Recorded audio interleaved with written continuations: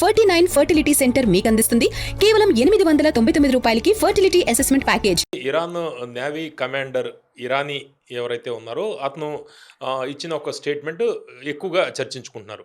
యుఎస్కి heart attack తెప్పిస్తాము, new phase in Gulf అనేది చెబుతున్నాడు. అంటే ఏంటి అంత బలంగా చెప్పడానికి కారణం ఏంటి? అదేమైందంటే ముస్తఫా ఖమేనీ ఒక స్టేట్మెంట్ ఇష్యూ చేశారు. ఆయన బతుకున్నాడో లేదో మనకు తెలియదు, కానీ ఒక స్టేట్మెంట్ ఇష్యూ చేశారు. ఏం చెప్పారంటే, మేము US navy, US government, US army, US navy వీళ్ళందరినీ సమాధి చేసేస్తాం, జల సమాధి చేసేస్తాం ఇదే స్ట్రేట్ ఆఫ్ హార్మోస్లో. వీళ్ళెవరు? వీళ్ళు బయట నుంచి వచ్చిన వాళ్ళు, 1000 కిలోమీటర్ దూరం నుంచి వచ్చిన వాళ్ళు. వీళ్ళకి ఇక్కడ ఏంటి, what is there job here? మనం అరబ్ దేశాలు, వర్డ్ చూడండి చాలా కేర్ఫుల్గా వాడాం, మన అందరు అరబ్ దేశాలు కలిసి ఇట్లాంటి వాళ్ళు బయట తరిమి కొట్టాలి. మీ దగ్గర మీరు బేస్లు ఎందుకు పెట్టుకున్నారు? మేము మిమ్మల్ని కొట్టలేదు, బేసెస్ని కొట్టాము. చూడండి, అది చాలా క్రూషియల్. అది మనందరు కలిసి స్ట్రేట్ ఆఫ్ హార్మోస్ మనదని చూపించాలి. వీరెవరు, వీడు ఎక్కడి నుంచి వచ్చినారు అని అమెరికా వ్యతిరేకంగా ఒక క్యాంపెయిన్ మొదలుపెట్టి చాలా స్ట్రాటజీగా. ఇప్పుడు గల్ఫ్ నేషన్స్ చెప్పలేరు కదా, హార్మోస్ మాది కాదు యుఎస్ అని చెప్తే అయిపోతుంది మొత్తం. మాదే కరెక్ట్, ఇరాన్ చెప్పిందే కరెక్ట్, మా అందరిది మాదే అది. So US is no role on that. Problem ఎక్కడ వచ్చిందంటే, ఈ అన్ని దేశాల్లో మనకు తెలుసు, అది సౌదీ అరేబియా కానీ, ఖత్తర్ కానీ, బహ్రెయిన్ కానీ, కువైత్ కానీ, ఇరాక్ కానీ, వీళ్ళందరికీ యుఏఈ కూడా, అందరి దగ్గర యుఎస్ బేసెస్ ఉన్నాయి. యుఎస్ ప్రతి చోట వాళ్ళ బేస్ పెట్టుకున్నారు. ఇన్ఫ్యాక్ట్ ఖత్తర్లో ద బిగ్గెస్ట్ బేస్ వాళ్ళది. Okay, even US 5th fleet బహ్రెయిన్లో ఉంది.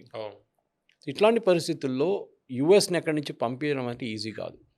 యాక్చువల్లీ వీళ్ళే పిలిపించుకున్నారు, అమెరికా రాలేదు, అడిగారు, వీళ్ళు పిలిపించుకున్నారు. ఎందుకంటే వీళ్ళకి భయం, రేపు ఒక యుద్ధం వస్తే మేము ఉండము. చూపించారు, ఇరాన్ చూపించారు, చాలా సింపుల్గా చూపించారు. మిసైల్ కొట్టి వీళ్ళంతా ఫినిష్ అయిపోయారు, వీళ్ళు తట్టుకోలేకపోతే మిసైల్ని. అప్పుడు సౌదీ అరేబియా ఏం చేశారు, అమెరికా మమ్మల్ని సపోర్ట్ చేయరు, వాళ్ళ బేస్ ఉంది మా దగ్గర, కానీ వాళ్ళ బేస్కి వచ్చే మిసైల్స్ని ఆపుకుంటాం, మా వైపు వచ్చి ఏం చేయట్లేదు. వీళ్ళు చేయొచ్చు కదా, ఆపొచ్చు కదా, వాళ్ళ ఎయిర్క్రాఫ్ట్ ఉంది, వాళ్ళ యాంటీ మిసైల్స్ ఉన్నాయి, మాకు ఇచ్చారు కొన్ని, అడ్డుకోండి మీకు ట్రైనింగ్ ఇస్తున్నాను అని చెప్పేసి. మా దగ్గర అయిపోయినాయి, ఏం చేయాలి? పాకిస్తాన్ని పిలిపించుకున్నారు. పాకిస్తాన్ దగ్గర కూడా లేదనుకోండి, కానీ వాళ్ళు యుద్ధంలో పార్టిసిపేట్ చేసిన ఒక ఆర్మీ, 2-3 యుద్ధాలు చేశారు కదా మన దగ్గర, ఓడిపోయిన యుద్ధాలు, దాంట్లో పార్టిసిపేట్ చేసిన వాళ్ళు, ఏదైనా కొంచెం ఎక్స్పీరియన్స్ ఉంది వాళ్ళకి. సౌదీ ఆర్మీకి ఎక్స్పీరియన్స్ ఏం లేదు, వాళ్ళు అంత ప్రొఫెషనల్ ఏం కాదు. సో వాళ్ళు పిలిపించుకొని పాకిస్తాన్ దగ్గర చెప్పారు, మీకు కొన్ని F-16 తెచ్చి ఇక్కడ పెట్టుకో, కొన్ని 4000 మంది ఆర్మీ వాళ్ళు పెట్టుకో, మేము డబ్బులు ఇస్తాం, మీకు రెంట్, మీకు శాలరీ మేమే ఇస్తాం. సో పాకిస్తాన్ సైడ్ ఓకే, ఎట్లయినా కూడా ఫ్రీగా కూర్చున్నారు, వాళ్ళు పిలిపించుకుని ఇక్కడ పెట్టుకుందాం అని చెప్పి పెట్టుకున్నారు. ప్రెస్టీజ్ కూడా అయిపోయింది, ఓ పాకిస్తాన్ సౌదీ అరేబియాని డిఫెండ్ చేస్తున్నారు.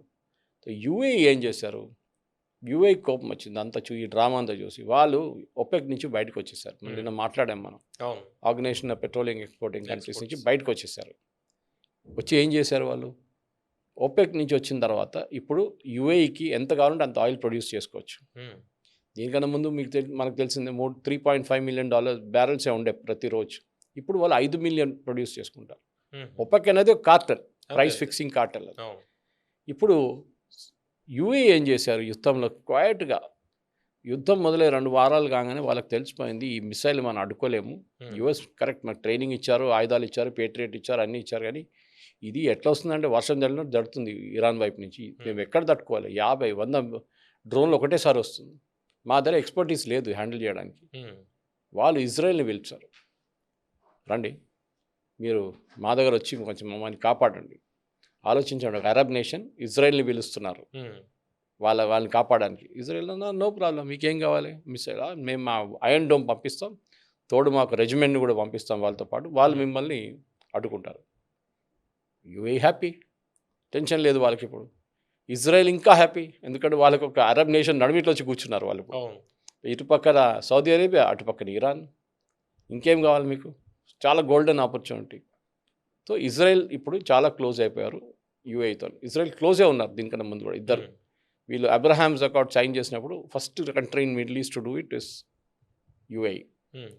యుఏఈ ఏమంటున్నారంటే, మా దగ్గర మేము డెవలప్మెంట్ కోసం వచ్చాం, దుబాయ్ టూరిజం కానీ, షార్జాలో అకాడమిక్ కానీ, ప్రతి ఎమిరేట్లో మేము చాలా మటుకు డెవలప్మెంట్ చేసాం. మేము డబ్బులు విపరీతంగా ఖర్చు పెడుతున్నాం. ఎందుకంటే ఆయిల్ అనేది ఉండదు ఇంకా. అవును. కొన్ని 10-15 సంవత్సరాల తర్వాత దీని డిమాండ్ పడిపోతుంది. అప్పుడు మేము ఏం చేయాలి? ఎట్లా బతకాలి? సో మేము ఈ అమ్మేసిన డబ్బులు, ఆయిల్ నుంచి వచ్చిన డబ్బులని పెట్టుబడి పెడుతున్నాం. టెక్నికల్ ఇన్స్టిట్యూట్స్ తీసుకొస్తున్నాం, ఐటీ కంపెనీలు తీసుకొస్తున్నాం, ఎడ్యుకేషనల్ కాలేజెస్, యూనివర్సిటీస్ని తీసుకొస్తున్నాం, ప్రెస్టీజియస్ వరల్డ్ వైడ్. ఇదంతా ఎందుకు చేస్తున్నాం అంటే రేపు మాకు కూడా ఒక రెవెన్యూ స్ట్రీమ్ ఉండాలి. ఉమ్, ఆయిల్ టోటలీ బంద్ అయిపోతే. ఉమ్. ఇది వాళ్ళ లాజిక్, యుఏఈ లాజిక్. ఓ.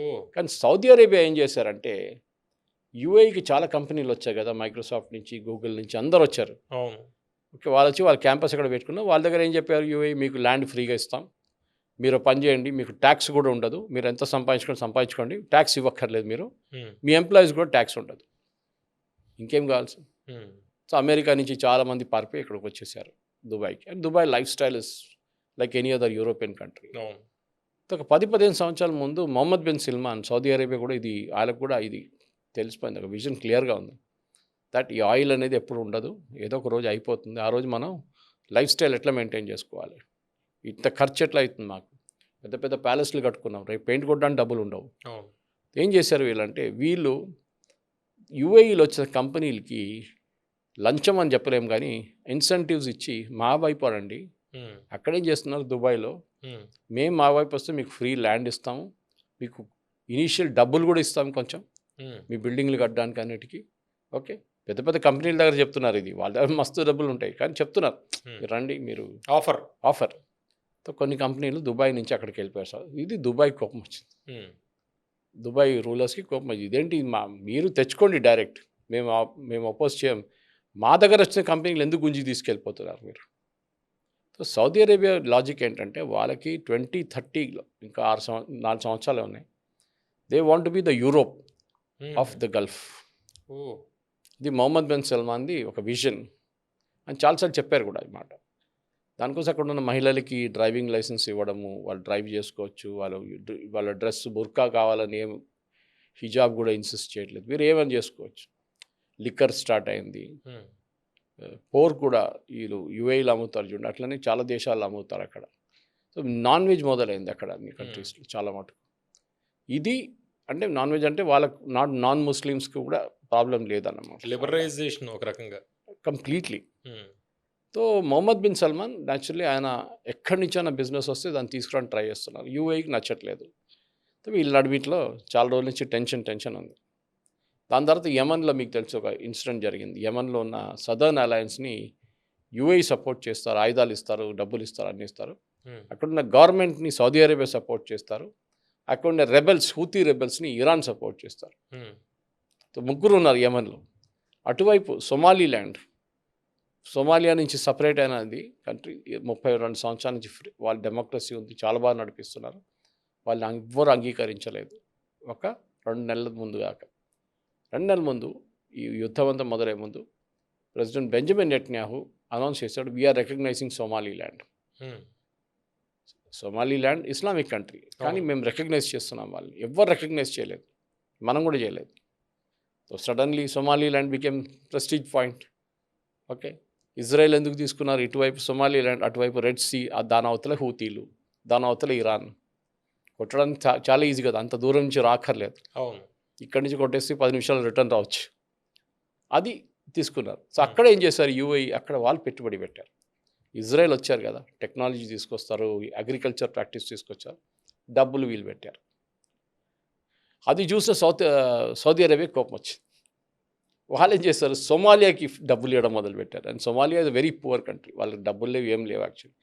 చాలా మటు తినడానికి తిండి కూడా మీకు గుర్తుండదు, పాత దాంట్లో ఏంటంటే కొన్ని వీడియోలు కూడా వస్తుంటాయి అదే సోమాలియాలో. అట్లా. సో ఇది గల్ఫ్లో నుంచి దేశాలు ఇప్పుడు వాళ్ళ రీజనల్ ఎయిమ్స్ వాళ్ళు బయటికి తీసుకెళ్తున్నారు. అక్కడ కాదు, జీసీసీ ఒకటే కాదు, ఉమ్, ఆఫ్రికాకి వెళ్తున్నారు, ఏషియాలో తిరుగుతున్నారు, ఎక్కడెక్కడ వాళ్ళు ఇన్ఫ్లుయెన్స్ పెట్టచ్చు అన్నీ చేస్తున్నారు.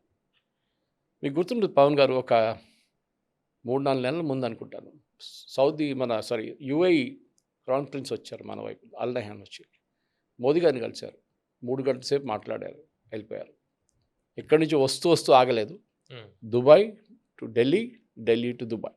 అది ఏం జరిగిందని కూడా చాలా మంది అనుకున్నారు, ఏం వచ్చాడు ఇప్పుడు మోదీ గారు యూరోప్కి వెళ్తున్నారు, ఉమ్, వస్తూ దుబాయ్ లాగుతున్నారు 3 గంటల సేపు. హ్మ్. ఓకే. చూడండి కోయిన్సిడెన్స్ చూడండి 3 అవర్స్ మోదీ దాని తర్వాత ఇండియాకి వచ్చేస్తారు. అదే 3 అవర్స్ ఇక్కడ రిపీట్ అవుతుంది. హ్మ్. ఇప్పుడు డెఫినెట్గా జరగబోయేది ఏంటంటే ఒక డిఫెన్స్ కోఆపరేషన్ డెఫినెట్గా ఉంటుంది. అది బయట చెప్తారో లేదా ఇంకో మాట.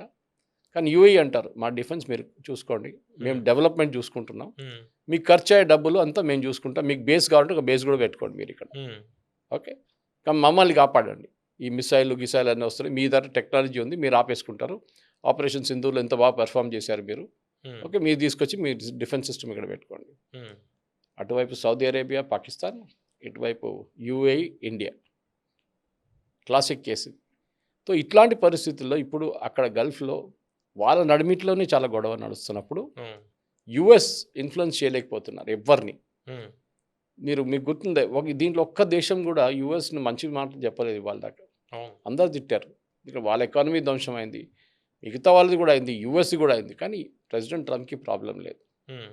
ఇంకా యుద్ధమా, ఇంకా పొడిగిస్తాం, 10 సంవత్సరాలు కౌంట్ చేసుకుందాం.